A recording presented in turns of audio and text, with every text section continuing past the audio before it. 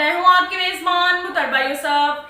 खबर शामिल करते हैं जंग से। हमारे रिपोर्टर राना शाहिद के मुताबिक जंग में अहले हदीस यूथ फोर्स पंजाब के नायब सदर हाफिज यासर अनायत पसरूरी, अहले हदीस यूथ फोर्स जिला जंग के सदर हाफिज साकिब सरवर साकी, अहले हदीस यूथ फोर्स तहसील चोरकोट के सदर मौलाना इमरान सियाल ने अपने मुश्तरका बयान में कहा कि रमजान मुबारक का महीना मुसलमानों के लिए अल्लाह ताला की जानिब से बहुत बड़ा तोहफा है जो कि पिछली उम्मतों को नहीं दिया गया।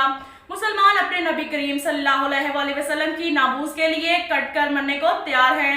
खत्म नबूवत के तहफ़्फ़ुज़ के लिए मौसर और मुस्तकीम कानून साजी करके मदनी मुर्शिद पाक की इज्जत और नामूस के खिलाफ मगरिब के मज़मूम अज़ाइम और घिनौने हथकंडे दुनिया में अमन और इस्तेकाम को आग लगाने की कड़ी है।